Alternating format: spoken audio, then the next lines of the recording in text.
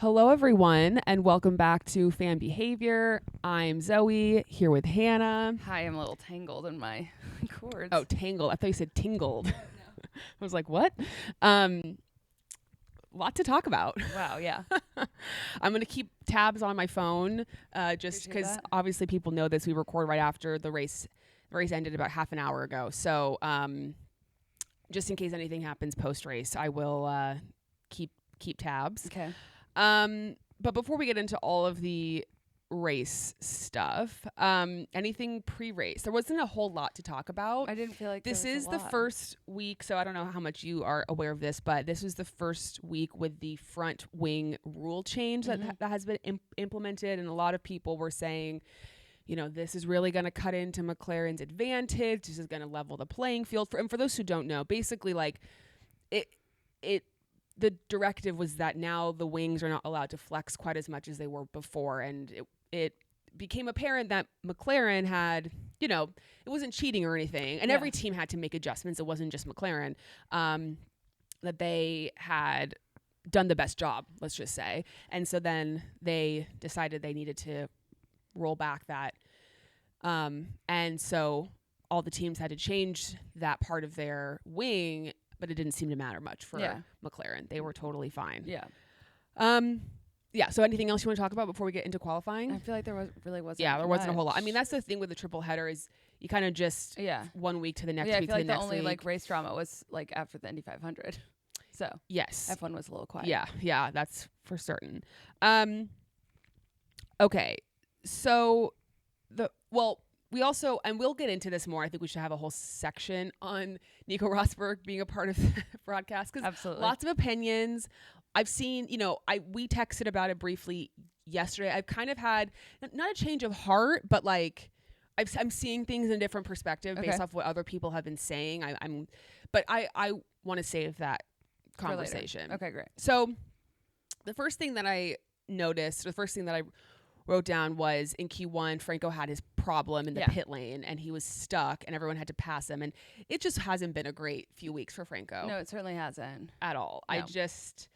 It's tough. It's really tough when you have come in, you're replacing somebody. Yeah. And then you are doing sort of worse than what that person did. Yeah. It really doesn't. And some of it's not his fault. Totally. But it also like doesn't really help. Well, and I'm curious, like, what the conversation. We haven't really heard. There hasn't been any sort of, and maybe it's just because get through the triple header. Yeah. It's his first three races back. But I'll be curious if there will be in that 5 race minimum or whatever comes up. I will be curious if there will be any rumblings of anything. Yeah, because again, it's like we assume it's a minimum of 5 races, but it also might be only 5 races. Like I don't feel like there's been a lot of clarity around it. Think or maybe there is. But I think Flavio did slightly clarify and said like that's basically like there is no 5 races and then, but I don't know. Obviously, anything can change at any moment, and I don't think they should replace because what's their next? I mean. Well, they need to give him the back time to just do it. But anyway, it's just kind of all a bit of a mess. Yeah. Obviously, Yuki. Yeah. P20. Yuki had a rough weekend in general. He did. I guess they did find some issue with his car. During qualifying, like he said, check the floor.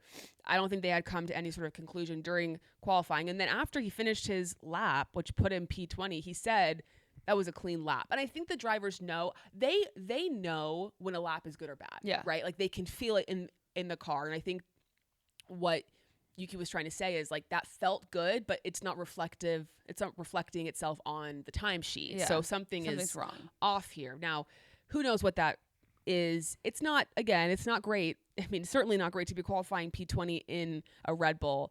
And Yuki's making it very difficult for himself in terms of securing a seat for next season. Which is why I was so nervous about him moving to Red Bull. And that's the other thing. People were like, why did he go to Red Bull? You guys, he had no option. Yeah, I know. I mean, of course literally no Red choice. Bull. Red Bull wanted to put Liam back into the V car. He had to go in. Yeah. There was no refusing the seat. Yeah, of course. At all. No. I do think we're heading towards a Isaac Hadjar in Red Bull next season. Which also scares me. Which is, and I love Isaac. I think he's doing so well. He has earned the right to that seat. Sure. I do believe it. I also think, the V-Carb is an easier car to drive. The seat doesn't deserve him. Yeah, right. They need to definitely fix that car. And Max said it after the race or after qualifying. He was like, basically, you've seen what's happened. Like, it's clearly not a driver issue. Right. It's a car issue. Yeah. And the car is the common denominator. Right. So, I don't know. What did he say? Yuki's not a pancake? Yuki's not a pancake. Yeah. Facts. Sure. So I'm certainly hoping that I just wish he was back. In those first few races when it wasn't like he was doing amazingly well, but when he was getting into Q3 and getting like a P9, it's like, okay, that's at least something. You're doing something that's contributing to the team. A P20, obviously, not going to cut it. No. So tough one. And then also out in Q1, we had Franco, Carlos Sainz also getting out in Q1. That was a big kind of shock. Williams just didn't look very competitive on this track. Like, Alex also had a rough weekend. Yeah. Carlos didn't look that great. And obviously, when it's your home race, you don't want to be getting out in Q1. It kind of felt like, I don't know if other people felt this way, but they kind of highlighted like, oh yeah, it's Fernando's home race, it's Carlos' home race, but like not really. Yeah, we barely talked about it. Yeah, we barely focused on him at all. Yeah. And I guess it could have been just because it didn't do very well, but seemed weird. And then Esteban and Nico. We'll get back to Nico, obviously. Yeah, we will. Nico Hulkenberg, I should say, not Nico Rosberg. Oh, sure. We'll get back to both, but yeah. I guess I need to make sure I clarify because there's both. I just wrote Isaac, capital, and I don't know why, because that would have been in Q2, but maybe he did something great in Q2 and I didn't clarify. Yeah. So also out in Q2 is Ollie, Lance. We'll get back to Lance. Liam, Gabby, and Alex. Gabby qualified his best qualifying performance so far, and he did well relatively well. Yeah. Obviously, Nico Hulkenberg did very well, and but I felt like he was at least competitive and he was in the mix. Whereas I feel like for a while it's sort of been like, oh, there's the Sauber way in the back there. Yeah. Then the fight for pole. Yes. And the first laps in Q3 and Lando kind of getting a little bit of a toe. Cheeky. And then Oscar like quickly getting out of the way to kind of break the toe. Yeah. And then Oscar saying cheeky was just so, it's just so, he's so good. I mean, that sounds so dumb because it's just like a basic word, but like, it's perfect. It's perfect. Yeah. Like, it's just exactly the reaction that I'm looking for and not too emotional. Just kind of like, noted. Noted. Exactly. I loved it. Yeah. I was standing on my feet for that final lap. Sure. Like, because, okay, I do feel like I need to speak about this. So obviously everyone knows, I've talked about this a lot. Like, my favorite drivers, Charles Leclerc, Yuki, Lewis, and I would put Oscar in that. Like, those are the top four, right? But we now have established like what everyone's sort of fighting for. Yeah. And we know, and I've said this before, like, Yuki's the driver I'm going to root for the most because he has the most to lose. Yep. Charles Leclerc, Lewis obviously want them to do well, but now they're clearly not fighting for a championship. There's less stakes involved at this point in this season. And Oscar is now one of the drivers in the championship fight. Right. So in a sense, in a weird way, I'm rooting the most for now Yuki and Oscar. Yeah. Because of the drivers that are competing for the championship, I want Oscar to win the most. So in a weird way, I would sacrifice like a Charles Leclerc position in order to benefit Oscar because I want Oscar to win the championship. Yeah, that makes sense. But it's a little bit, so I feel like I do need to clarify that because I've talked about Charles Leclerc being my favorite driver or whatever, but it's all kind of... Yeah, and if like you want, like if there was a possibility that Charles would be competitive, you'd be... Of course, for Charles the way you're rooting for Oscar. Of right course, now. Yeah, but he's just not. He's just not. Yeah. So it's I'm having to play the long game. Who's in the fight for the championship, and then and that's the question. Like, would I rather Oscar win the championship or Charles Leclerc? It's kind of that game I'm trying to play. Mm-hmm. So anyway, that's where I stand right now, and that's kind of why I feel like I'm really. I've always been, or I shouldn't say always, but the last handful of years, I feel like I've definitely become more and more of an Oscar fan, and he's definitely one of my favorites. But I feel like now all my eggs are kind of in his basket in terms of the championship. I feel that. So Oscar gets the pole position. We had a Lewis P3 for like 2 seconds. Yes, I was about to be like, oh my God. Yep. And then Max Verstappen got it, which, you know what? Deserved. Sure. George got fourth, I believe. Yep. That was a strong lap. I was confused why Charles Leclerc only went out for one lap in Q3. I don't know if you noticed that, but he only went out for one lap, so he qualified P7. It did benefit him in the race because he then had 2 new sets of soft tires for the race, as opposed to some other drivers who did use 2 sets in qualifying and then only had 1 new set of soft tires for the race. So I think, and we could say, that did benefit him in the race, run, like it, Chinese farmer, as it were. So, and then, I guess let's save the Nico conversation. I just have one more point. I don't know if you noticed, well, I don't know if you even know her, but Marta Garcia, who won the F1 Academy Championship last year, she was the one that gave out the pole position award to Oscar, which was kind of a fun nod. And we'll get back. I want to talk about her when we do our F1 Academy recap in the next episode for next week.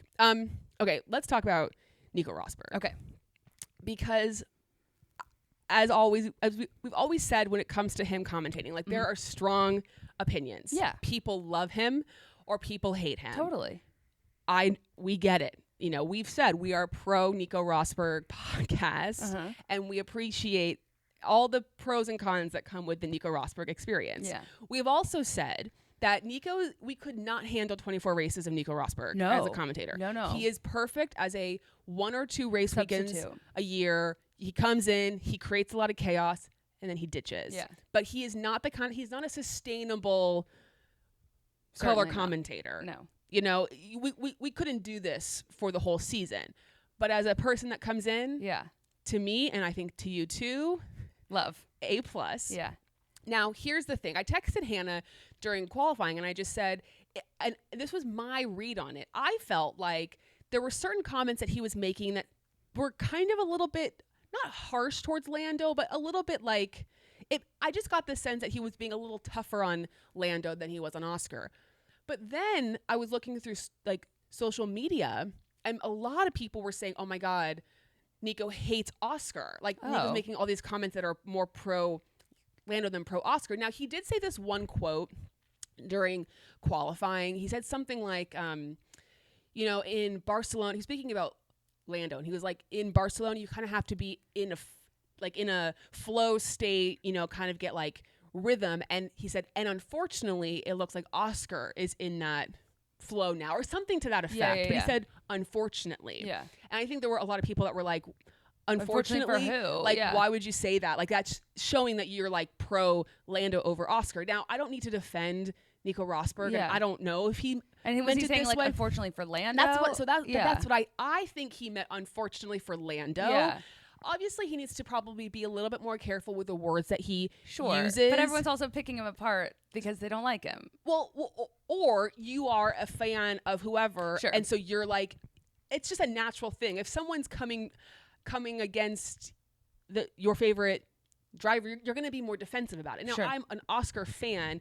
I didn't really pick up on that, nor did I really care, because I'm just like, whatever. It's Nico. I don't really care. Like, it doesn't bother me, but I understand if it bothers other people. But here's the thing, too. Like, with commentating, we just had this last night with the NBA playoffs. Like, everyone hates commentators in every sport till the end of time. Like, this whole thing of, like, get bias out of commentating, which I understand. Like, everyone should try to do the best they can. Yeah, of course. But, like, it's never gonna be what you want it to be. It's never going to be perfect because everybody has their biases.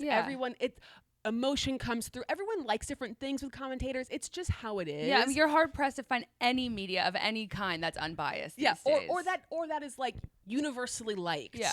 It's just never going to happen. Yeah. So I think if you're someone who didn't like the Nico Rosberg experience, it's fair, valid, I great totally for understand. You. And if you love it, great, fine.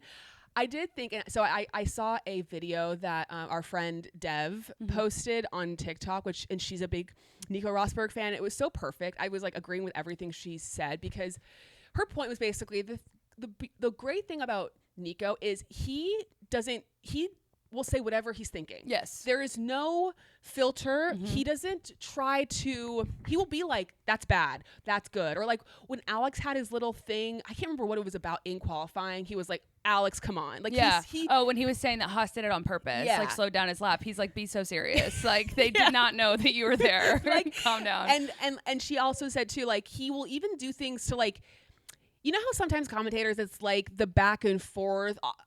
Nico's not afraid to make things a little uncomfortable. Yeah. Or like to push back on something. Yeah. To like disagree when maybe he should kind of just go along with the flow. Because he's but like, no, I want an equal machinery and you're wrong. But he just kind of isn't afraid to push back, and that's what's fun about him. Yeah. And he kind of calls it like he sees it. Yeah. And I find that entertaining. During the race, there were so many moments where he just was like, that's good, that's bad, and he just has there's no filter. He just says it. Well, and because he is a substitute teacher, right? I mean, he's not, his job isn't on the line. So there's also not this, and he hasn't had the same like amount of years of experience doing this, so he doesn't have to be as careful.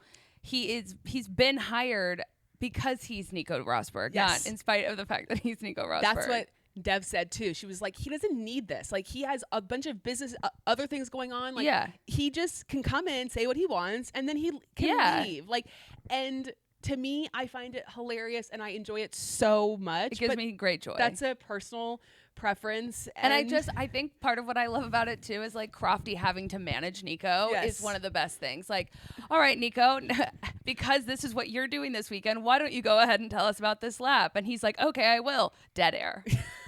And he's like, well, you're not saying anything. And I just think that's like, I recognize that as like the serious sport of Formula One. It's not really helping tell the story, but I think it's hilarious. Yeah. Yeah. And when some of the stuff on track is boring, like qualifying was boring. Yeah. But he keeps it fresh. Exactly. So to each their own, I say, and at the end of the day, all of this is C'est la vie. C'est la vie. That's an inside joke. We do know how to pronounce the phrase. C'est la vie.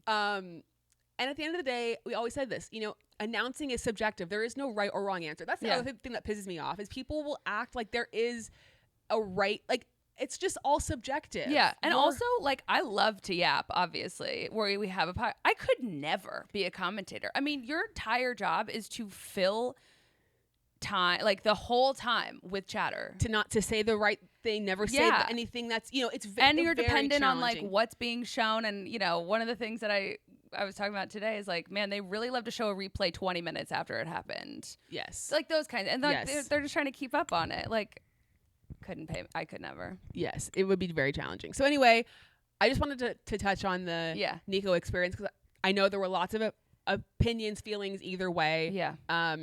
All are valid, but I do. Big fan. I do enjoy it. I do enjoy it. It's fun for the plot. Then we found out post-qualifying that Lance Stroll would not be racing due to some wrist pain that is still from his injury back in 2023. For those maybe who weren't around ahead of the 2023 season, Lance had a bike accident. He, I think, broke both of his wrists. Mm-hmm. He had to have surgery, the whole thing. He came back extremely fast. Yeah. Like came back right in time for the season to start. There was a lot of questions at that time. Did he come back too soon? How, all that stuff. And I felt really bad for Lance. I did too, because it's like, for one, how long has he been suffering with this pain? Sure. And as a driver too, you don't ever want to relinquish your seat. Well, and how bad is it to have to not race? Right. Which is, he's going to have another procedure on his wrist, which definitely puts into question Canada, which is his home race, which sucks. So Felipe Drugovich is the Aston reserve. So it sounds like he might be called up. I mean, so did he back out of the race too late to put Felipe in the seat this weekend? Yeah, that was a question. Is you have to, under the rules, you have to compete in qualifying in order to race. Yeah, okay. So that's why he didn't race. I know, and it is unfortunate because it's like we did get some comments. Why didn't Lance just do it before qualifying? But I don't fault Lance because you want to do it. Yeah. So like, he probably tried as much as he could, and then it just realized. Well, you don't know until you don't. I mean, he might have hit his breaking point in the car. Right. Like, it might have just been like, okay, no, there's just no chance. Right. So, and then it just makes me think about, gosh, what if they had just waited a little? What if he had just done a more like conservative rehab program initially, rather than like rushing back? Because I think a lot of people were comparing his recovery obviously to Daniel, and Daniel's like a much longer time to come back. Like, I think he missed whatever that was, 5 races or something. Yeah.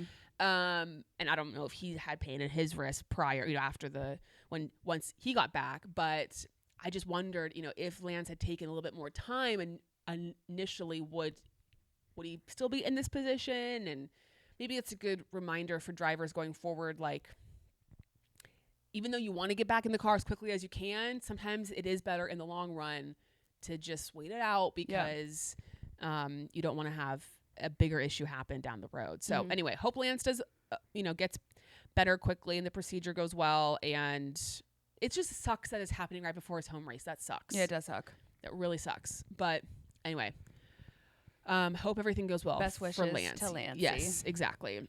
All right, the race. I want to just quickly touch on the grid walk because I missed it. Okay, well, it wasn't that exciting, but so the whole England team. Yeah, I was very thrilled to see. So they were there because they're playing, I think, sometime soon in Spain. They were kind of all off to the side, and they tried to talk to Bukayo Saka, who I love. Was not having it.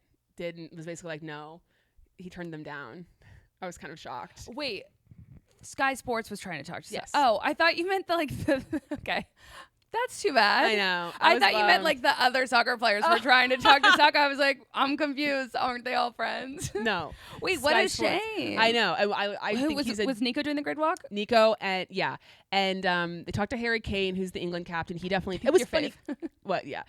They talked to other people, other England players, but Saka was just not in the mood to chat. So was he nice about it?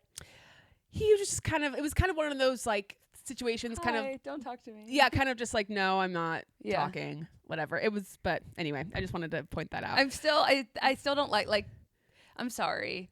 You just talk. Well, it's to also them. funny too. Like they're athletes. They know Sky Sports. They deal with Sky Sports all the time. And all you have to say is like, I'm really excited. We're here supporting Red Bull or whoever, like, and then just. Well, it was interesting too. They were all kind of dispersed among different. Because I saw like Jude Bellingham in the Mercedes garage. I think someone was in somewhere else. I can't remember. I never remember his name, but he was in. So that's helpful. Brown hair, kind of a square face, tall. Anyway, he was in the Red Bull. Okay. That doesn't help me, but that's okay. Anyway, so that was just funny. I just wanted to note that. Okay, so then to the start. So Oscar has a great start, thank goodness, for me. I know it's not great for everybody. And Max passes Lando at the start. Yeah, it's a long straight into turn 1 and passes Lando. George had a terrible start. Lewis had a good start. Alex gets front wing damage. Bad race from Alex. I mean, just unfortunate. He has that front wing damage. He has to. Where did he get the first front wing damage from? I don't remember who it was from exactly. Something in the start, and then had to pick a new front wing, and then he obviously had the second one. I mean, Liam said, "I'm here today. This race is boring, and I'm gonna create a mass amount of chaos." I mean, the shrapnel from Alex's front wing was crazy. I mean, all the things that Liam was doing, like him with Ollie, Bierman. Goodness. And I was really surprised there were no penalties given out. I know. I guess Alex got a penalty for that incident and it was Alex's fault. It was not Liam's fault. But Liam is not afraid. I mean, consecutive races in a row, like he is a little bit of a messy racer. He's a little messy. Yeah. Which is fine in some ways. Like on one hand, you could say it's great that he is not afraid. He's going for it. He tries to make things happen. But on the other hand, you could say like he did not get a penalty today, but he has gotten a number of penalties. Yeah. It's just a little messy. Yeah. It's a little messy. Yeah. Today I was appreciative though. I know. Yeah. Then we had the Ferrari swap, Lewis and Charles Leclerc, which is never it would suck to be Lewis. That sucks. Yeah. It sucked both ways. I mean, but I mean, it would just suck if you're the car that and they're like, let your teammate through. It's just like, oh shit. Especially when you're Lewis Hamilton. Right. It's just, and like, I think Nico was saying that he was like, oh, what a shame. I know. That's the thing I will say that I feel like, well, first of all, I was also going to say, I feel like Lando's PR people were like, you just have to say that Oscar did a good job because people are really slamming on you for always blaming Oscar for doing something. Oh, does he? Well, I don't know. I feel like maybe I was nonsense, but I feel like I saw like, why is he always blaming Oscar for him not driving well or whatever? And okay. I don't know. Interesting. But yeah, Nico does like I can't even tell if he's being genuine. He like always is like, oh that's so bad for Lewis. Poor Lewis. And I'm like, are you being patronizing or do you feel bad? Like, I really don't know. I know. Yeah. That is the thing with Nico is you can't really tell if he's like his tone's always the same. What the tone is. Yeah. I think he does I think he means despite it. everything with Lewis, I do think because here's the thing. If Lewis is great, that means Nico is great. Yeah. So I do think think a good point. I think he has always really talked up Lewis and how great of a driver he's the best because it does make him look better too. And I think he does believe it. Yeah. But it is always funny to just there needs to be some sort of movie that gets made about two, racing drivers who like were best friends growing up and then became teammates and then became cordial and then like had a falling out. Yeah. And then my favorite though truly is when there's like a post-quali, like if there's an interview dynamic where Nico has to interview Lewis. It's so interesting. It's so funny. Carlos had damage, had to also change his front wing, I think, to not a great race from like right Carlos. after Alex. Yeah. Then it became this whole thing of who's going to do a 2-stop, who's going to do a 3-stop. Red Bull had committed to the 3-stop. McLaren was doing the 2-stop, as was Ferrari. And, Max is doing his darndest to get ahead. Oh, and I also noted too, Nico did do the unfortunately thing again when in respect to Oscar.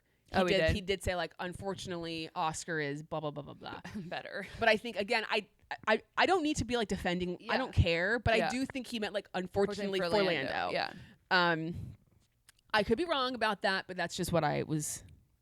Oh my gosh, when Lando and Max were having to fight through the blue flags and Liam and Ollie. Whoa. Crazy. Yeah. I mean, I really thought all four of them were just going to lose the day. I know. That was not good. That was crazy. I mean, it's hard because it's hard to ask people to have blue flags when they are fighting each other for a position. Totally. Like when two cars are racing, it's sort of difficult to then be like, okay, but also get out of the way because I mean, I don't know. And so it did seem like Ollie was getting out of the way. Yeah. But then Liam wasn't getting out of the way. Anyway, that was kind of chaotic. Yeah, that was messy. And very messy. And Max was not super happy about that. Yeah. Or what was the one where he put his hand up? Was that the one? Yes. Okay. Yeah, he was not thrilled Which is about what that. I do when I'm driving on the highway. I'm like, get out of the way. What are you doing? Kimi. Heartbreaking.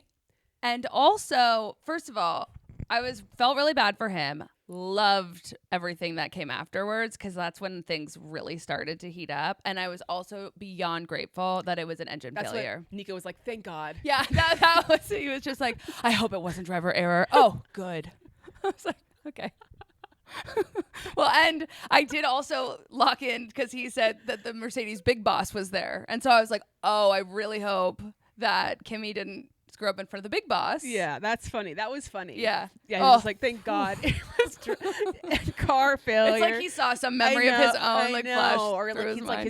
it's like it's his son or something. Yeah. And he was just like, please don't be a driver error. I guess also because Monaco, he did have the driver. Yeah. It's like it would have built on top of each other. Yeah. So it was good, but obviously unfortunate for him because it's now been 2 weeks in a row that it just hasn't been the best weekends for Kimi. But as you said, it definitely brought the chaos. Yes, so we got did. the safety car. And this is when Red Bull makes the decision. So everyone comes in during this safety car to pit. Oscar and Lando go on used softs, I believe, and Red Bull makes the decision to pit Max on hard tires. Now, first of all, I'm like, why in that situation? Now, we're not strategists. Of course not. We would never claim to be strategists. We are not strategists, so I don't want to pretend like I have all the answers. Okay, I am curious. Why they pitted at all? Why they pitted? If your only option was hard tires, why not just stay out, get track position? Because then he would have gone into first. Because Max and Lando and Oscar would have pitted. You at least have track position, and clean air. You're you putting can kind of fight for yourself in a position. It may, I mean, again, Chinese farmer, like, it may not have worked out well for him. I mean, it would have probably been better than what did end up happening. Correct. But I don't know. I don't really, and I don't know. Are new hards as good or better than Usopp's? And I can't remember what lap he was on those tires, but it seemed, because of the 3 pit stops, it did seem like they were not that old. Right. So I was a little bit perplexed by that. And then the decision to go on hards was just like, everyone around him was on soft tires. I think there was like 2 people on Esteban mediums. was like on a medium. Or no, Liam didn't pit. And so I think he was maybe on Usopp's or mediums, and I think Esteban too was on mediums. I was going to ask this. Is the tire allotment per team or per driver? Like, could he have taken some of Yuki's softs? No. Okay. No. So anyway, yeah. That's interesting. So he got stuck on the hards. He was not, I mean, he questioned it right away. Immediately he was like, what are these tires? GP is just, he does what he has to do. He does what he has to do. It was the only option, Max. Well, it wasn't actually. I mean, not pitting would have been an option, but Max probably would have had something to say about that too. Exactly. Fair enough. Exactly. Lewis, they love wasting laps. Yeah, I was just they do love wasting laps. They were taking quite a long time to clear. But we don't know what was going on. Well, they were talking about how they were waiting for the lap cars to like make their way fully back around the back end to the end, and yada yada yada. So then, green flag, race restarts. And Max just had this crazy snap. Yeah. I don't know. Well, and even before that, I thought the 2 McLarens and Max were all just going to crash into each other. Yeah. Max's tires just must not have been, obviously the hard tire is not a great restarting tire. So he has this full-on snap. Charles Leclerc gets right up next to him, gets past him. They touch. I was like screaming. I was like, come on, Charles Leclerc. Yeah. Well, that was funny too, because Max was like, he hit me, blah, blah, blah. I was confused because they even said this in the commentating. Like, did Max think Charles hit him that made him snap out? Well, and that's part of what I was wondering. I would think he would know that that's not what happened, but also it was very evident that, like, Matt, if anyone hit anyone, Max hit Charles. Yeah. And then Nico was like, Max, that was your fault, obviously. Yeah. And then he was like, that shouldn't be investigated. That's just racing, blah, blah. Yeah. I was like, okay. But then you had George coming in with Max, and it did look like George, kind of squeezed Max out and forced Max wide, and Max had to take the escape road out. That was my read. And also it seemed like Nico's read too. Nico kept saying like that was George's, if there was someone to be at fault, it seemed like it was George's fault. Yeah. But then they get on the radio, and GP is like, Max, give the position back to George. Yeah, but George never had the position. Well, was George ever in front of Max? But I think what they thought was that it was Max's fault. So that Max would have gotten a penalty, and would have maybe dropped back. And so they were saying, give that space back to George. But it didn't seem like it was Max's fault. So I'm kind of confused why Red Bull even said that in the first place. Yeah, maybe there was better evidence to suggest that it was Max's fault, and they were worried about that penalty. They should never have said that, because it ended up 10 times worse for Max. Then this is crazy. Then Max getting at his peak pissed offness. Oh yeah. And he's been mad since yesterday. I believe intentionally. I do too. That's runs into George. From my vantage point, that is what it appeared to be. Yes. And I mean, this is very like, we've said this before, like, Max's mentality is what makes him a fantastic racing driver. It's what makes him a world champion. It's not to say you can be, or you can't be different to Max and be a world champion. You can. Obviously, Lewis Hamilton is different than Max Verstappen or Fernando Alonso or any other, Nico Rosberg, any other world champion. But Max's temperament and his determination and his focus and his like commitment is what makes him a fantastic driver. But there's another side to the coin, and this is what can happen, which is he lets his emotions get to him, and that was not cool. No, it wasn't cool. And Max Verstappen's biggest fan. Max just call it like it is. His only fan. Yeah. No. So we're not. I think as especially you, we're not coming at this from a Max hater perspective. No. This is just calling it like we see it. Not cool. Yeah. Yeah. I mean, and I'm willing to hear the argument that he didn't do it intentionally. I just have a hard time believing it. Knowing his beef with George all the time. There's just no way he did. And also Max being like the best driver, the kind of driver he is. Yeah, there's no way. Yeah, if it was, I won't say any name, but there's a few other drivers where maybe I would have been like, okay, that's just messy driving. Sure, but Max Verstappen, no, it was intentional, and it was a real dick thing to do. Yeah, it wasn't great. Real dick thing. Wouldn't recommend to do. So he gets a 10-second penalty, which honestly didn't seem that steep. I mean, I know. So that's the question: is like, was that a harsh enough penalty for what he did for intention? Now, how do you prove intent? I mean, that's probably why. Because everyone's probably sitting there going, "Well, yeah," but it's kind of one of those like you can't actually. You'll never be able to prove that he did it on purpose. Like, you just can't. So that's probably why. But also you kind of can.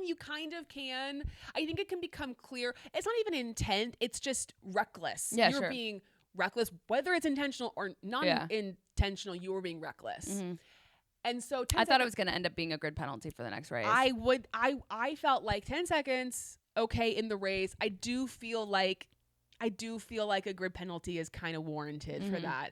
It's just a little bit, it's just over the edge. Yeah. Again, there's penalties that happen where you're racing and you're fighting for a position and you make a move that's not great, but like it's clear that you're doing it with like the intention of getting ahead or making the move. Without malice. This was a different situation, in my opinion. And you guys know we're not like diehard George. I mean, I have nothing to. I don't need any. I have no reason to like mercilessly defend George Russell. That was not cool. It was not cool. Mm-hmm. It was not cool. Yeah. So that was tough. Fernando Alonso gets his points. Which is crazy that it's taken this long. He got past Liam to get that P10, and they've had beef in the past too. And then so he had P10 even without Max's penalty, but then with Max's penalty he gets up to P9. Yeah. So P9 for Fernando. So where is Max now where did he end the 10th race? Oh, 10th. Okay. Yeah. So he did get a point. Yeah. But tough for Liam Lawson because he finished, I think, right behind Fernando. So like he just missed out on that.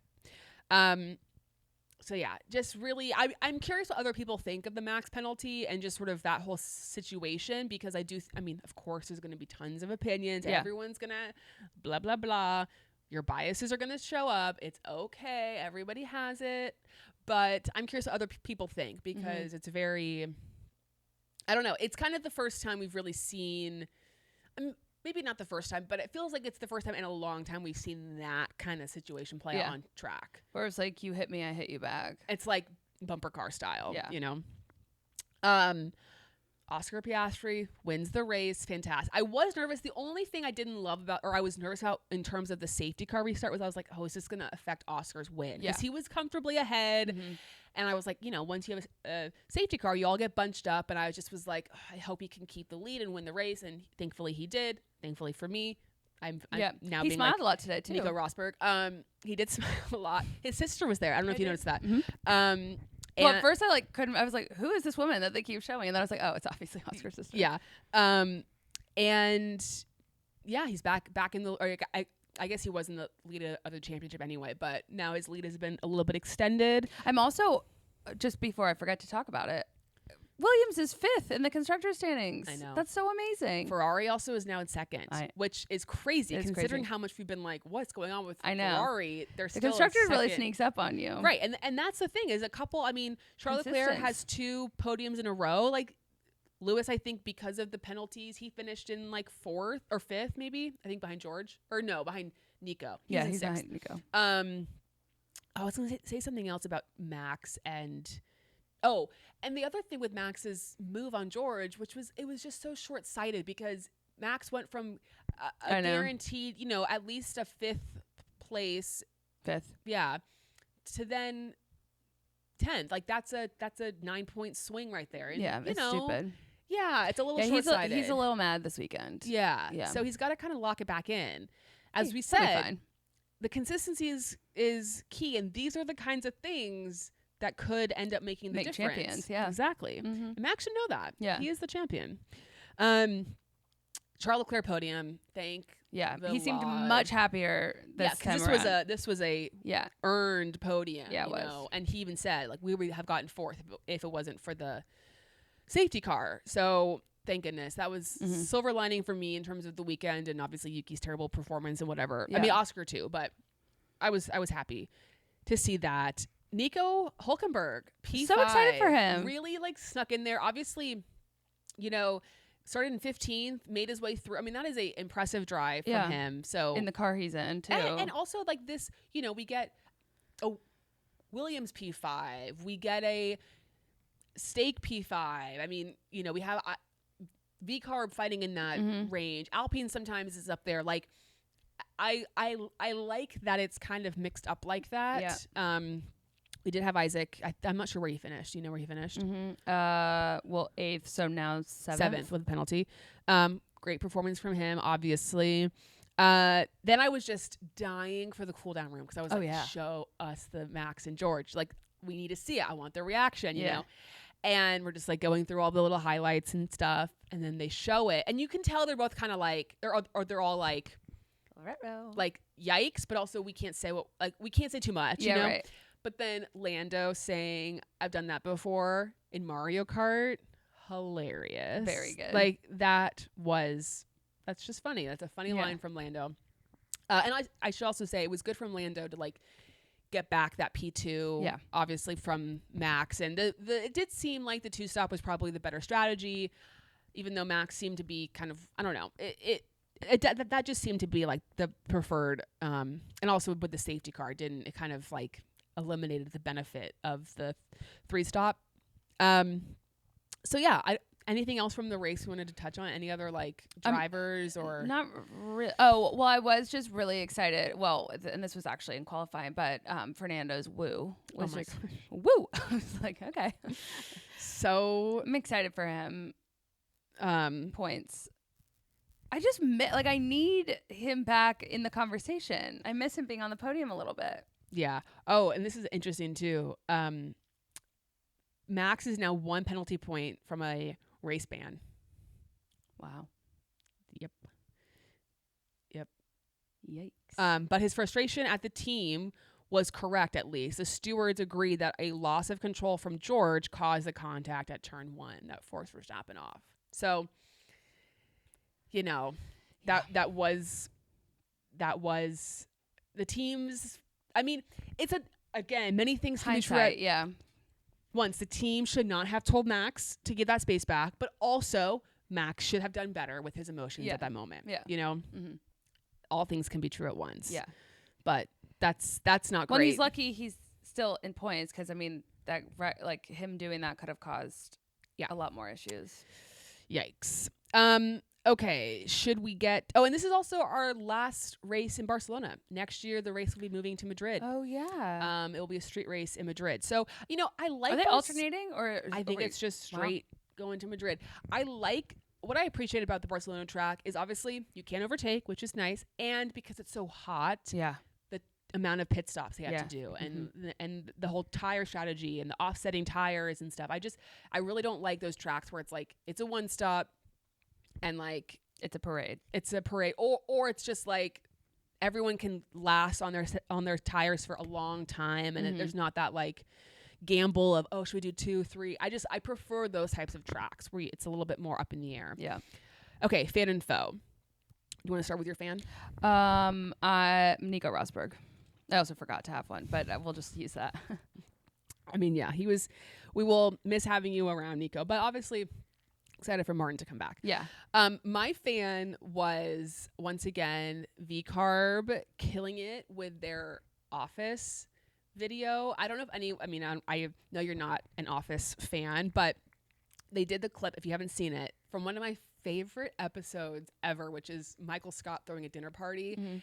And they do the scene where Michael's showing off his, I say in quotes, plasma screen TV, which in the show, he has like a tiny TV. Like it's tiny, tiny, tiny. And he's like, and so in the clip, Liam has like an iPad. Yeah. And he's doing it. And I was laughing so hard. See, that's hilarious. I had no idea what was going on in the clip. It's really funny. And I have to imagine, I'm like, Liam, that was Liam's idea. Yeah. Like, I believe that was Liam's idea because he also just seemed extra excited to be doing it. Yeah. Like, he seemed dialed in. Yeah, he knew the words already. He knew it. You know, Isaac being Jim was funny. Mm-hmm. I just keep them coming, please. You guys are killing they're doing a great job. the social media game. It is so funny, and I love it. Okay, foe. Do you have a foe? Just because I forgot to write them down. The Max, like I don't like when he does things like that. Like I just stop. It's hard. It's hard when you're a fan of someone. You know, as we always say, you try to be as subjective as possible. You try to not let your biases. And it is hard when you have to look at yourself and say, my favorite made a mistake. Yeah. Well, and it wasn't a mistake. No, I mean, like he made an egregious error. like they did something that they shouldn't have done. Yeah, and that bums me out because sad. It doesn't help with any of the narrative. Right, the narrative. You know, it's like, come on. We're trying to build you up here. Yes. I will say, though, he did show up not in Team Kit this week, I think. I think it was this week, like on Media Day. Oh, okay. But I think it was because it was in his like AlphaTauri. AlphaTauri stuff. Yeah. So it was still like mandated by work, but I just love anytime he doesn't show up in Team Kit because it's so rare and it feels a little spooky. Another fan just there's like been multiple videos this week of the Red Bull admin of Yuki trying to find his paddock pass. There was like the one where he was like outside of the thing and it's like where the fuck is it? He's like digging through his bag. First of all, like the driver shouldn't need to, I mean, I get it. I guess someone could be wearing like a very good mask and impersonating a driver. Well, I also think some of it's like, are they in here? Like it's a way to maybe track like if they're here or not. But he was just like digging, found it. And then there was one where he was driving this massive Ford truck to the track, and he was definitely like, I don't know if it was like his social or his media person was in the passenger seat, and when they arrived to the track, she was like, do you have your pass? And he was like, and then he was like digging through his bag again. I'm like, this would stress me out. Like, Yuki, just like when you get like before you go, like, I'm just surprised at this point, and like, not that we need to babysit adults, but like, I'm just surprised at this point that he's allowed to carry his own. It's like a passport. He needs to pass it off to his mom. Yeah. And actually, his parents were in the back seat, so maybe he should have given it to his mom to hold for him. So that was funny. But then my foe is the Red Bull converse. Like now, the second, I just hate. I'm tired of talking about the second conversation. I'm done. Like. It's just, I'm so tired of it because then it makes me pissed all the fuck over again about the Daniel situation and that whole thing and Checo and Liam. But you do have to think, I do think that if Daniel got in that seat and he had the same sort of results that Liam and or Yuki have been having, would you be devastated about that, or would you just be glad he's still around? No, see, that's not devastated. It's not even that bothers me because yes, to your point, like I don't necessarily, we don't know how he would have performed. Yeah. Would he have been better than them? He does like his car more towards the Max style of driving, so maybe, but also we have no idea. And when people pretend like they know, it's like we don't know. We have no idea. He could be doing just as poorly or he could be doing better. We don't know. The issue is more so of just like, I don't love the conversations being brought up again of like all the people who have been before. And then really what is irritating about the Daniel part of it is not so much he didn't get the Red Bull seat. It was like the, massacre of him mid-season. Right. For what? For this. Yeah. That's the bigger problem. I feel like I see it on F1 Troll a lot, but the second seat heaven. Yes. When they're just like, come to, I'm like, okay, it's not, I don't like this. Yes. And you could say the same thing for Checo. Like Checo was paid out and all these things, and it's like, okay, Yeah. So anyway, I'm just tired of the conversation. Yeah. I think ultimately Red Bull is sticking with Yuki for the rest of it. Like they're not making a change. No, I don't think so. And they shouldn't, because you need to give Isaac a full season. Yeah. No. Well, and everything's just like, everything's got a 180 next year anyway. Mm-hmm. So I'm just like, calm down. Yeah. You've made your bed. Lay in it. Now you got to lie in it. So best of luck to you. Okay, let's get to some of your questions. I'm sure a lot of it will be about Maximilian. Max and George. Yeah, is 10-second penalty enough for Max? Seems like he got off light. Agreed. But I think, again, I don't know if it's just because they can't quote unquote prove that it was intentional. Yeah. Do Crofty and Nico have beef, or are they just funny together? I think they're funny together, and I think it is a real responsibility for Crofty that is exhausting. But I think that they have a good banter. That's the thing. Nico doesn't.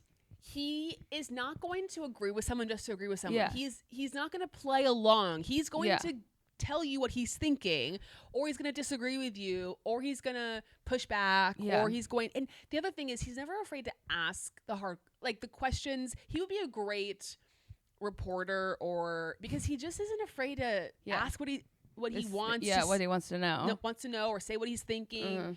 And I think for Crofty, it's a bit disarming, because it's not typically in those 1-2 partnerships in sports. It's like they're doing the dance together and they're moving together.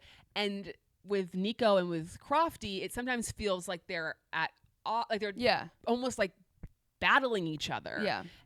Which is fun in a sense, but it's not what we're used to. Well, it's not what Crofty's used to. Right. He and Martin have been working together forever, and then usually, when it's not Nico, it's usually someone who either has commentating experience or is just more neutral than like a Karun or something like that. Yeah. So anyway, it's definitely a different vibe, but it's one that I enjoy. But I can see why it's a little bit. It's just hard to read. Well, and I also think there are times where Crofty has to remind him that he has to be talking. He has to give color. Yeah. It's his whole. It's his whole job. Yes. Driver of the day went to Max, which is, it's very I voted clear. For Max. Well, and also all that stuff happened right at the very end. Yeah. So it was clear that, I do think it should have been Nico Hulkenberg. Yeah, that's fair. To be honest, I didn't even realize what was going on with Nico until after. I know. It was a kind of a sneaky performance. It was sneaky. And also, I voted before the incident. Yeah, before the incident. And this is what's always so confusing about Driver of the Day, which is it's a popularity contest. Well, it's not even that. It's just okay, so Oscar getting pole position, getting the lead of the race, finishing in the, shouldn't that be Driver of the Day? Well, but remember when Max was always just driving around and he won and it was annoying? I'm saying that's what it's not really, or Charles Leclerc. Leclerc was in 7th. He got to 3rd. There's just other performances where it's kind of what really warrants Driver of the Day. Well, it also is, I think, dictated by the broadcast too. Yeah. Because it's the fact that we weren't really talking about Hulk at all. There was a couple times that they commented on it, but I just didn't even realize that he had made it so far up the grid. How do you think McLaren is handling the constructors battle right now? They are sailing away. I think they're fine. There is nothing to be concerned about. Constructors battle for sure is fine. It's how are they managing their drivers? Battle that's going to be tough. As long as they're both getting points, their constructors is great. Yeah, they're not in any. There's no concern there for constructors at the moment, and I don't think there will be, to be totally honest. The issue is going to come with the driver battle. That is going to be something that I don't know. It'll be interesting to see how that shakes out. I'm scared. Yeah, I'm scared too. It's kind of like one of those things where it's nothing will ever be the same after the season. Everything is going to shift. Dynamic wise, it's however this falls, it's never gonna quite be the same, because someone is going to be. And whether it's warranted or not, they're going to feel it's going to be a big ego shot. Because at this point, it does feel like one of them is going to win the championship. Agreed. There's obviously Max could still get in the fight, but it does just feel like it's going to be Lando or Oscar. When they have such different mentalities that the ego hit is going to be felt differently and heard differently, and the depending narratives. The fan narratives. It's I don't know if I can deal with that. Well, I think you might have to. We're going to have to, but that's going to be an exhausting a lot of chirping. And that's going to be tough. So everyone brace yourself. Mute, exactly. A lot of people questioning why they pitted Max. There were, we have to say it. There were some questionable Red Bull pit wall decisions this race. The decision to pit him for hards, the decision to tell him to give George the spot back. Those were, and again, we don't really know. It's obviously easy in hindsight to be why did they not pit? Or why did they pit Max? We don't know what would have happened if he stayed out. It just seems like a surprising strategy call from Red Bull. They don't usually mess up the strategy. No, that's piece. the thing. It's weird. It's weird that and the call the call to switch with George is more surprising to me because it did not. It was so, even from just a plain old fan perspective, it did feel not. It just didn't feel like a penalty for Max. No. So I'm surprised they would do that. Because at first I was like, oh, well, maybe from GP's perspective, it looked like George did have the position and then Max, left the track, gained an advantage that would cause him to have to switch or get a penalty or whatever. And they were just trying to get away from that. But even watching the replay, that never happened. No. Very interesting. So Curious. I'm sure we'll get a lot Curious of George. Exactly. My dad is also gone this weekend. He's in New York.